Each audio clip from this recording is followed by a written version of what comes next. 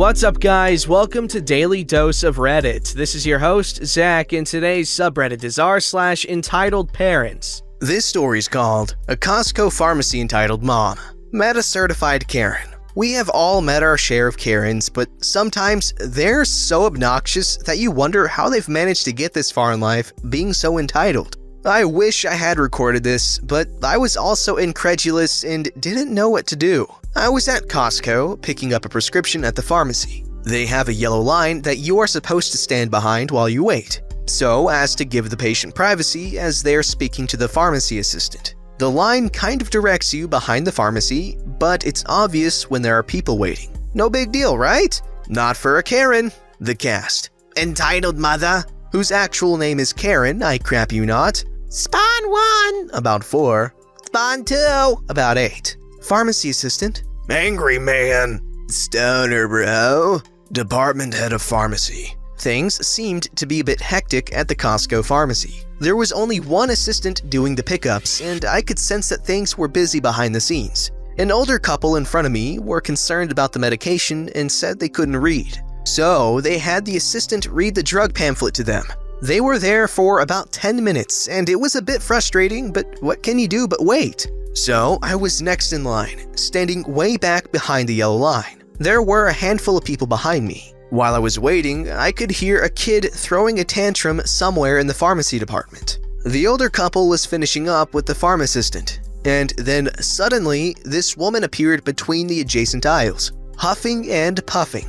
Her Spawn 1 was literally gripping to her legs as she walked. She showed up in such a flurry of anger, you could feel the energy shift. So I was careful not to make eye contact. She started tapping her foot, and I was starting to wonder what she was doing there. Then the older couple started pushing their cart away. I started to walk toward the counter. She wags her finger toward me. It's my turn. Meanwhile, the older couple turned back to the pharmacist. They have, "One more question," I say to the entitled mother. There's actually a whole line here. It's my turn next. The line is back there. Ha! Well, why aren't you standing here if you're in line? She says with actual air quotes. As this sign says here, they want us to stand back here to give the patient privacy? We have all been waiting for quite some time. Then the older couple actually finishes up. I start to try to walk in front of the entitled mother. Entitled mother steps in and holds her hands up towards me, starts saying something to the pharm assistant. "This is ridiculous! Get to the back of the line and wait like the rest of us. We all saw you get here after us. Wait in line." Ma'am, they are correct. They have been waiting in line, and I'm gonna have to ask you to step to the back of the line and wait. Oh, they're gonna be fine with me going first. She summons her other Spawn. Spawn 2 appears from one of the aisles, looking content. Then entitled mother says, "Honey," and snaps her fingers. Spawn 2 out of nowhere, and starts stomping, sobbing, and screaming as loud as possible. "Look at us, I'm sure you want me to go first so I can get this child away from you. Did you teach her to do that? Am I actually witnessing this? Did you just signal to your child to start screaming? Get to the back of the line." "Nope, my kid needs to go to bed. I'll be quick and then I'll leave with my kids and you can talk to the pharmacist in peace. You'll understand when you have children one day." Ma'am, I'm gonna have to ask you to cooperate or I will call security. Security? Security? My child is tired and hungry. You're gonna call security on my poor child? This is ridiculous. Let me talk to your manager. I can't believe we're being treated like this. My children are tired. Crap. We got ourselves a Karen, everyone. Entitled mother spins on her heels and stomps closer. What did you just say? How do you know my name? Tell me now, young man, how do you know my name? Wait, your actual name is Karen? You can't write this crap, man. I start laughing. The angry man behind me starts snickering. Stoner bro is laughing. This has become a comedy sketch. Ma'am, I'm calling security. We have several patients to get through and you're being disruptive. I see her pop into the other side and say something to whom I assume to be a pharmacist. Now entitled mother totally flips her feces. My children need to get home. Just let me get my prescription and leave. Do you know how much money I spend here? Do you know how long I've been a member? She pulls a card from her pocket. Look at that. Look! She snaps her fingers. Right here, member since 2012. 2012. Can you read that? For 7 years, I've spent an exorbitant amount of money here. You do not want me to take my business elsewhere. Department head pharmacist appears. What's the issue here, folks? This woman here. Great. You're here. I need to make a complaint. I've been waiting patiently, then all these people are trying to get me to go to the back of the line. My children are impatient and hungry. I need to get going, and this woman here is being difficult, and I'd like to report her to management to be reprimanded. I just want to get my prescription and I will leave. She cut in front of everyone. Ma'am, I just dealt with you over there when you dropped off your prescription. We told you it would be an hour. It wasn't you, it was someone else. That racial slur there. And I don't care. Go back and fill my prescription. My kids are screaming and tired. By this point, the kids were literally doing nothing, but then heard her say this and started screaming lacklusterly. I have security on their way. He turns to me. How about farm assistant helps you here? Excuse me, I am voiced. I demand you get my prescription. I am a paying customer. So are all these people. Your prescription won't even be finished for another hour, and you are going to be escorted out of here for disrupting the store. Security shows up. Ma'am, I'm gonna need you to come with me. You're being rude and disrespectful. Let's go sort this out privately. Absolutely not. You cannot make me do anything. I know my rights. I am leaving to get a refund for my membership. You people will never see a dime from me again. And storms off as security follows her. But Karen. Then I proceeded to finally go to the counter and get my prescription, apologizing to the farm assistant on behalf of Karen. The farm assistant tells me quietly that she's dealt with her before, but she's never been that bad. And yes, the kids cry on demand. I hear angry man behind me saying that he sincerely hopes they call child services because those poor kids are being taught to be brats. Stoner Bro just laughs and says, I can't believe we all met a Karen in the wild. What a trip. Wow, that's okay. I feel bad for those kids, but honestly, you have to admire. She made them cry on command. She knew what she was doing. Wow. Okay, well, obviously, bad woman. Very bad woman. Horrible mother, obviously, but you gotta admire that. That's some strategy right there.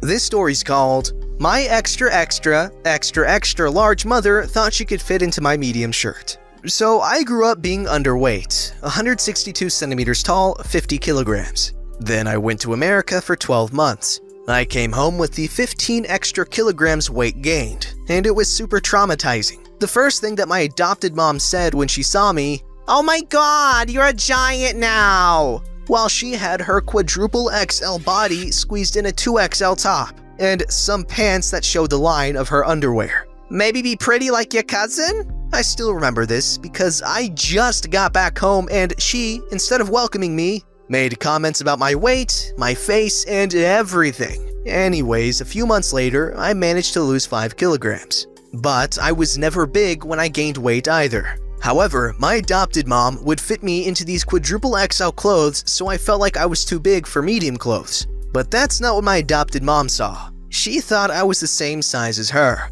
so she'd keep donating her ginormous clothes to me. Then I found this one shirt that she previously owned. It's a brown top with satin fabric. The buttons are aligned perfectly. Its shape is for professional social gatherings. However, it was a medium size, so I didn't know if I could fit into it at all. I thought I was as big as those people on my 600-pound life. I tried. It fitted. It looked great for once. I looked like a normal human being and not a drug dealer wannabe with the clothes I had been wearing. My adopted mom saw me wearing it but didn't say anything. She just looked at me, then walked away. I asked her if I could keep it and she nodded. A couple of weeks passed by and I was on a trip with my current partner. I got back home to get ready for the new semester at the university. Then I saw that shirt. Here's the cast. My adopted mother, my grandmother, and me. Grandma, what happened to this? I don't know, kiddo. Looks broken though. It is broken. The buttons are missing and the underarm sleeves are kaput. Did the washer do this? I don't think the washing machine could have done that either. Ask your mother. So I took the shirt and asked my mother. What is it now? This shirt is ruined? Wear it properly next time then. I was gone for weeks and didn't take it with me. Well, it is only you who wears that shirt. I doubt it, so I asked her if she still wanted it. Obviously didn't fit me. What do you mean? It's broken, can't you see? Yeah, and I'm wondering why it's broken. It didn't fit me, duh.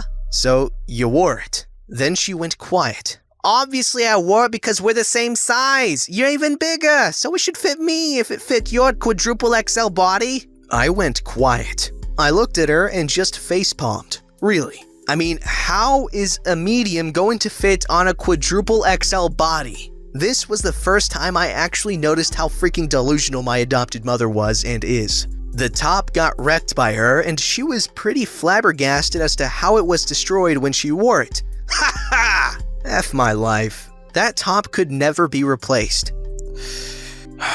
It was the only piece of clothing that made me look like a human being. This story's called Entitled Dad Demands Used Car Be Given to His Son Instead of Serious Buyers. I'm relaying this story as told to me by my friend, a mechanic trying to help out his brother as he encounters an entitled dad. We'll call him the mechanic in the story. The mechanic's brother recently got a new job. To get to this job every day, he borrowed his father-in-law's car. He did not know how long he would be able to use the car and didn't have the money to buy his own. The mechanic offered to find a cheap car, fix it up, and give it to his brother who might pay him back someday in the future. The first person the mechanic checked with was his boss. The boss owned and managed the shop the mechanic worked at and had a side business fixing up and flipping cars. He sold the mechanic a '98 Toyota Corolla at cost that still needed to be fixed up for $600. The mechanic told his brother that a car was on the way and started fixing it up. He spent $175 on the parts, bringing the total cost to $775.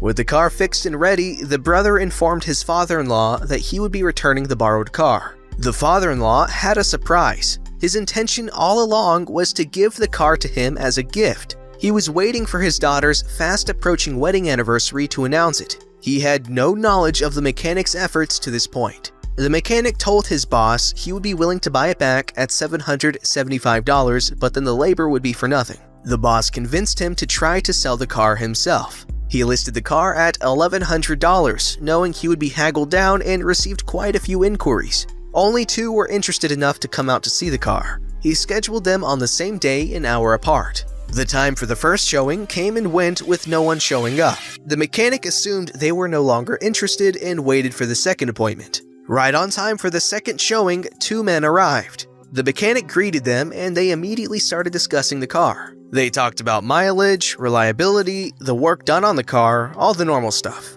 Then they went on a test drive. Enter the entitled dad. When the potential buyers returned from the test drive with the mechanic, there was a car full of people waiting for them. A man got out of the car from the driver's seat. The mechanic approached him. Before he could speak, the man said, "Where the hell have you been?" The mechanic was shocked. "And you are?" "We had an appointment." "That was over an hour ago," the mechanic replied. He assumed the man was referring to the earlier appointment. A teenage boy emerged from the passenger seat. "Is that my car, Daddy?" the teen asked. "Yes, son, it will be soon." The mechanic was somewhat dumbfounded. He looked at the car that the entitled dad and his son had arrived in and saw a woman and 2 small children in the back seat. It looked like they were keeping their heads down. The teen approached the car for sale as the 2 potential buyers that had just test drove it moved away, one of them on his phone. "It's rusty," the teen said while pointing to a rust spot on the passenger door. "Yeah, it looks pretty crappy."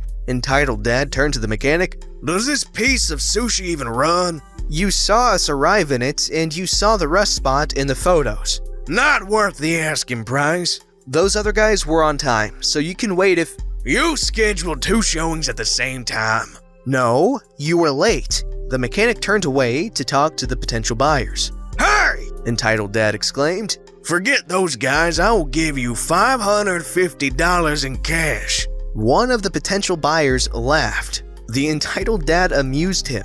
The mechanic continued to face away from entitled dad.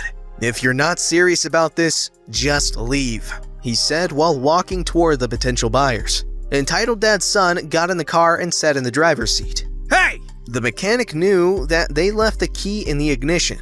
The next moment, the engine rumbled to life and the teen sat back in the seat with his hands on the steering wheel. "Hey!" The mechanic yelled again and ran to the driver's side door, which was still open. He reached in and shut the car off, taking the keys. "Get out!" "Daddy!" The teenager called out. It creeped the mechanic out how the teenage boy kept calling his father Daddy. Are you okay, son? Entitled Dad glared at the mechanic. He's trying it out. No, he's not. Take your kid and leave. The teen ran from the car and leaned against his father's side with an exaggerated sad face. He's just a kid, Entitled Dad explained. He wants a car, so give him the car and you'll get your $550. We'll take it. The potential buyer who was on his phone a moment ago called out, making sure that everyone could hear him. We'll pay what we agreed to. They had not agreed to anything yet, but the mechanic jumped on his chance for an out. Sorry, you've been outbid. $550 is way too low. Anyone who pays more for this piece of sundress is a moron.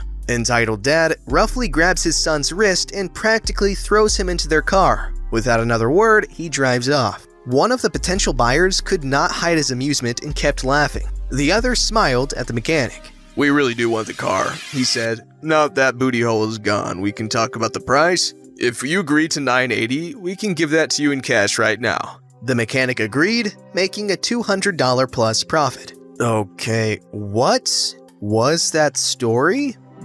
I'm very concerned. Was the teenage boy his sugar baby or something? That's the only explanation. What? Don't forget to like, subscribe, and hit that bell to never miss an episode.